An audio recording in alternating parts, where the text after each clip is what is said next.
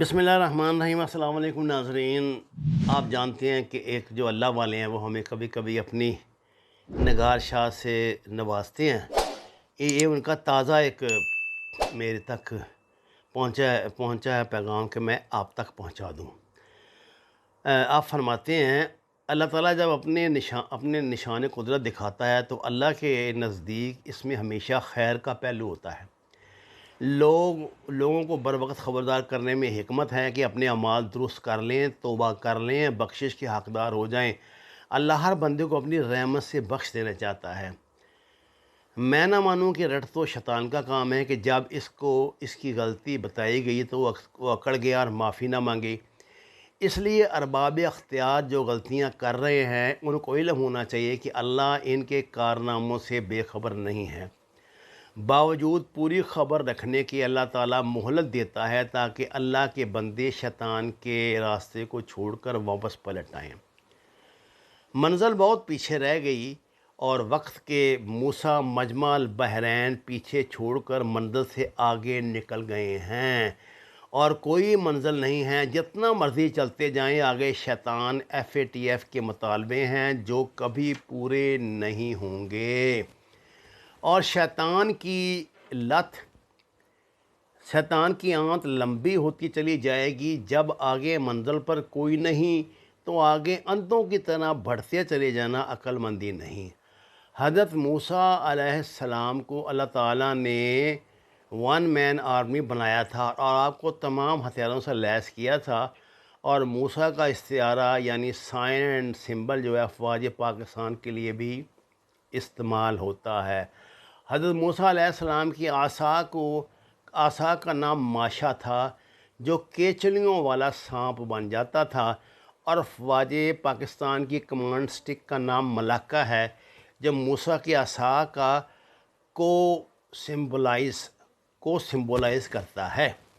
इसी तरह यद बैज़ा है। यद बैज़ा सफ़ेद को भी कहते हैं और बैज़ा अंडे या अंडे नमा को भी कहते हैं।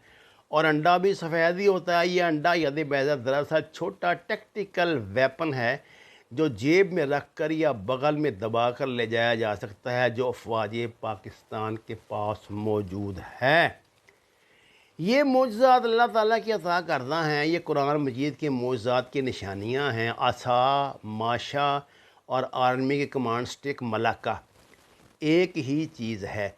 मलाका को गौर से देखें, वो ख़ुद केचलियों वाली स्टिक है।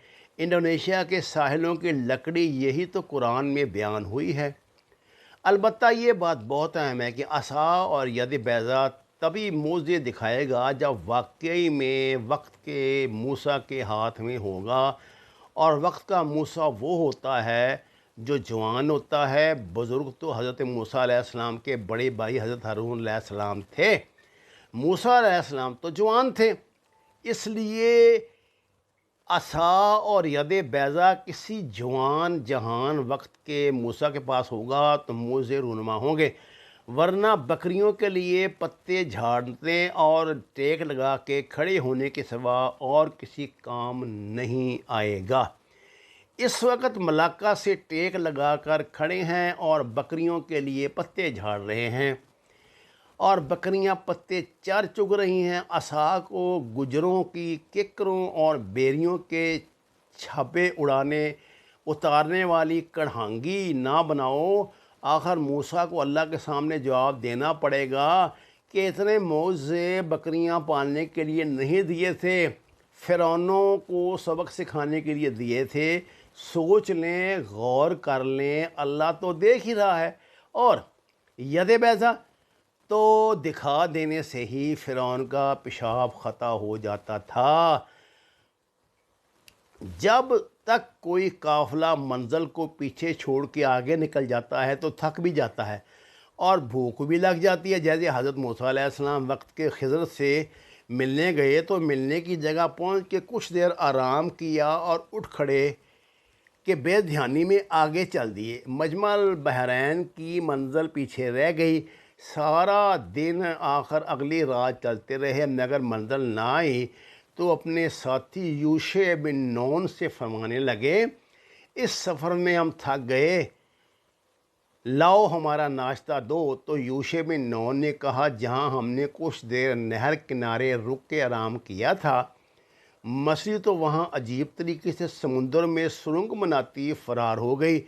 تو موسیٰ علیہ السلام نے کہا کہ وہی تو مجمع البحرین کی جگہ تھی جہاں خضر سے ملاقات ہوئی تھی۔ اور یوشع بن نون نے کہا شیطان نے ذکر کرنا بھلا دیا۔ چنانچہ احساس ہوتے ہی موسیٰ علیہ السلام اپنے قدموں کے نشان دیکھتے واپس پلٹے اور شام ہونے سے پہلے مجمع البحرین پر پہنچے تو وہاں ایک شخص کو پایا جو کپڑوں میں لپٹا ہوا تھا۔ اے افواج پاکستان، اس وقت کے موسیٰ ہو لیکن مجمع البحرین کی منظر پیچھے چھوڑ کر آگے نکل گئے ہو، بری طرح تھک بھی چکے ہو اور بھوک بھی لگ چکی ہے، اس لیے جیسے حضرت موسیٰ علیہ السلام احساس ہوتے ہی اپنے قدموں کے نشان دیکھتے ہونے سے پہلے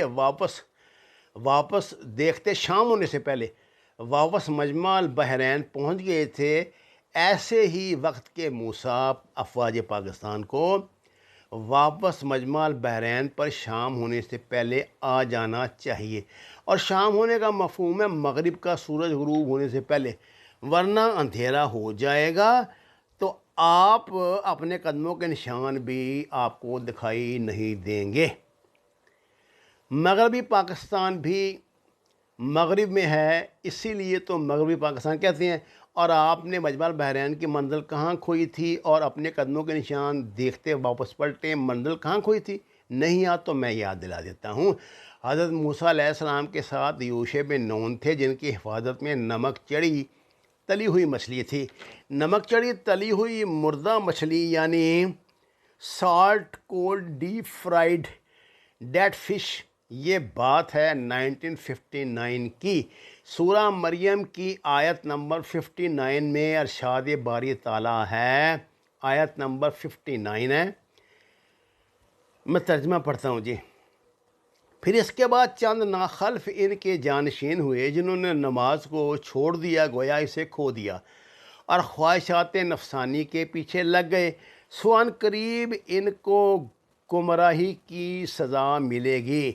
یہ خبر ہے 1959 کی، جب پہلا ماشاءاللہ لگایا تھا، جب پاکستان کے 7ویں وزیر اعظم ملک فیروز خان نون تھے جو کہ حضرت یوشع بن نون کے قبیلے سے تھے، اور ان کے پاس تھا کھیوڑا کی نمک کی کانوں کا سارا علم کہ وہاں کیا ہو رہا ہے، مگر وہ بتانا بھول گئے۔ ماشاءاللہ لگ گیا اور سالٹ کوٹڈ فش سرنگ بنا کے سمندر یا دریا میں فرار ہوتی رہی، اور اب تو اس کی کھیوڑا سالٹ رینج کی 19 منزلیں پوری ہو چکی ہیں۔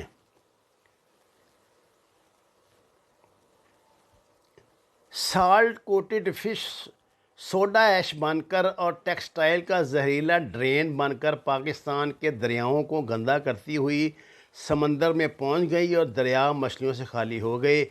ایک مچھلی پوری تالاب کو گندا کرتی ہے، اور ایک سالٹ کوٹڈ فش موجودہ دور میں پورے تالاب کو گندا کرتی پھر رہی ہے۔ سالٹ کو اردو میں نمک کہتے ہیں اور نمک کو پنجابی میں نون کہتے ہیں، اور مچھلی کو عربی میں نون کہتے ہیں۔ Salt coated fish deep fried dead fish, جسے تفسیر ابن کثیر میں نمک چڑھی مچھلی وہ بھی تلی ہو مردہ کہا گیا ہے۔ نمک چڑھی تلی ہوئی مردہ مچھلی کا مفہوم ہے تو بہت واضح، بے نمک 3 رنگوں میں ہوتا ہے، یہ نمک 3 رنگوں میں ہوتا ہے، گلابی، سفید اور سرخ، لیکن جب پیس کر مکس کیا جاتا ہے تو نمک ہمیشہ سفید ہی بنتا ہے، اور تلی ہوئی مردہ مچھلی پر نمک کی کوٹنگ ہو جائے اور اس پر نہر حیات کے چھینٹے پڑ جائیں تو زندہ ہو جاتی ہے۔ فارم بیسٹ بہتر بنا سکتے ہیں کہ تمام میڈیسنز مختلف قسم کے سالٹ ہی ہوتے ہیں، مچھلی بھی نون، نمک بھی نون، مچھلی بھی نون، نمک بھی نون، یوشع بن نون، ملک فیروز خان نون، اور سورۃ القلم کی پہلی آیت نون والقلم وما یسطرون۔ یعنی نون قسم ہے قلم کی جو لکھتے ہیں۔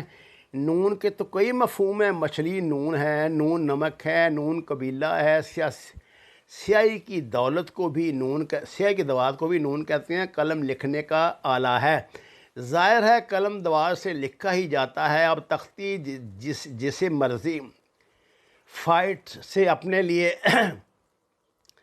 کیپ لیبر کے مطابق لکھیں، کیلیبرز کے مطابق لکھیں۔ قصہ مختصر مجمع البحرین کی منظر 1959 میں کھوئی تھی۔ اب آپ اپنے فٹ پرنٹ تلاش کر لیں، جگہ بتا دی ہے۔ منزل پر واپس پہنچنا انہی کی ذمہ داری ہے جو منزل پیچھے چھوڑ کر آگے ہی آگے نکلتے چلے جا رہے ہیں، اور خود 6 ہفتوں اور خود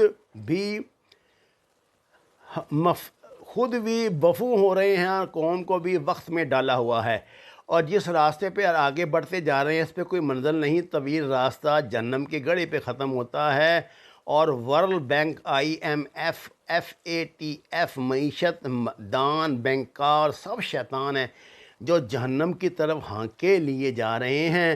ارباب اختیار بڑھتے چلے جا رہے ہیں۔ سود کے 73 گناہ ہیں۔ پاکستان بنے 73 سال ہو چکے ہیں، اب اگست میں 74 سال پورے ہونے والے ہیں، چند لمحے باقی ہیں۔ اگر آپ بھی رک کر فوری نہ پلٹے تو 74 سال پورے ہو جائیں گے اور مہلت کی گھڑی گزر جائے گی، اس لیے غافل نہ بنو، فوری واپس پلٹو۔ یہ وارننگ ہے۔ اللہ صاحب کو سیدھے راستے پہ آنے کی ہدایت عطا فرمائے، آمین۔ اور یاد رکھیں جو بھی نہیں مانے گا وہ خسارے میں رہے گا، اور یہ خسارہ بھی اتنا بھیانک ہے کہ اس کا کوئی ازالہ نہیں ہو سکے گا، اس لیے غفلت نہ کرنا۔ پاکستان کا سب کچھ پاک سرزمین میں محفوظ ہے، یہ جنت کی سرزمین ہے، اور ہر نعمت اسی میں ہے۔ کل علم اور گائیڈنس قرآن اور حدیث میں۔ پاکستان کا اور مسلمان کا آپریشن مینول قرآن مجید ہے، اور ڈسپلن سیرت النبی صلی اللہ علیہ وسلم ہے۔ پیٹرول کار کو کروڈ آئل پر نہیں چلا سکتے، اور سیل فون کا سافٹ ویئر ٹریکٹر میں استعمال نہیں کر سکتے، اور ریپیٹر انجن کے آپریشن مینول پر فائٹر جیٹ JF-17 تھنڈر نہیں اڑا سکتے۔ جو آپریشن مینول جس کے لیے بنا ہے انہی ہدایت کے مطابق اس چیز کا چلا سکتے ہو، تبھی وہ چیز اپنی پوری ایفیشنسی پر کام کرے گی، اور پرابلم بھی نہیں آئیں گے۔ پاکستان لا الہ الا اللہ محمد رسول اللہ کے نام پہ بنا ہے صلی اللہ علیہ وسلم۔ قرآن مجید کے اور سیرت النبی صلی اللہ علیہ وسلم کے سوا کسی اور مینول پر آپریٹ نہیں ہو سکتا۔ 73 سال بہت عرصہ ہوتا ہے۔ آزمائش کا ایک مرحلہ گزر گیا اور بہت وقت ضائع کر لیا، مزید کی گنجائش ہی نہیں، اور کراس چیک کا وقت ہوا ہے۔ 2022 حقیقی تبدیلی کا سال ہے۔ اگر سمجھو تو اللہ کرے سب کو سمجھ آ جائے اور سیدھی راہ کی طرف پلٹ آئے۔ وَمَا عَلَيْنَا إِلَّا الْبَلَاغُ الْمُبِينُ۔ پیغام ختم ہوا۔